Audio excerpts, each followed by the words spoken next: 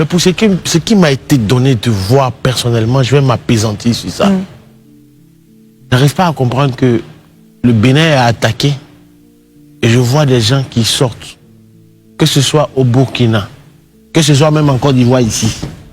Pour se réjouir? Mais, bien sûr, même des gens, des cyberactivistes, des cyberactivistes très proches de l'opposition, même en Côte d'Ivoire ici, qui étaient très chauds ici en Côte d'Ivoire, mais s'est réjoui de la situation au Bénin. C'est-à-dire qu'ils déchantent quand ils se rendent compte que quelques heures après, Patrice Talon a repris les rênes du pouvoir.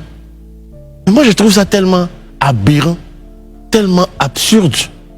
Parce que ce qui est gênant dans l'affaire, voici des gens qui ont passé tout leur temps en train de se plaindre, oui, qu'on appelle ça, ils sont contre la prise du pouvoir par les armes. C'est leur leitmotiv qui est là.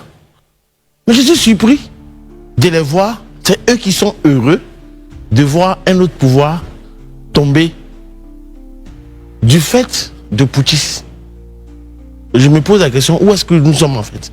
Dans quoi est-ce que nous sommes? Très bien. Où est-ce qu'ils veulent qu'on aille?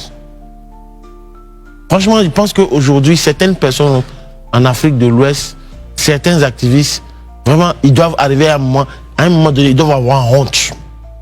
Ils doivent avoir honte et se taire. Leur silence là, ça ne peut qu'être profitable à tout le monde. Très bien. Parce qu'aujourd'hui, on ne peut pas se permettre un autre coup d'État. Les 3 pays, pour ne pas dire les 4 pays. Le 4e, c'est lequel? La Guinée. Je pense que la CEDEAO est en train de faire tout pour aider la Guinée-Conakry à aller dans un bon processus pour terminer. Ils vont essayer, parce qu'il y a une délégation qui a été dépêchée pour aller en Guinée-Bissau pour régler le problème dans ces 2 pays. Nous espérons que le problème va se régler dans ces 2 pays. Parce que les 3 autres, je pense que c'est assez compliqué. Comme il l'a dit, qu'ils nous fassent un bilan. S'il vous plaît. Officiellement, ils ne font plus partie de la CEDEAO. Docteur Barry, écoutons Marius Comoy sur la question. Je pense que ça a été dit. La vérité, c'est un scénario qui a été reconstitué par les services de renseignement béninois. Et donc, c'est la conclusion donc, que Barry a pris la peine d'énumérer. Il faut dire que tout simplement, on parlerait aujourd'hui d'un financement substantiel venu du Niger.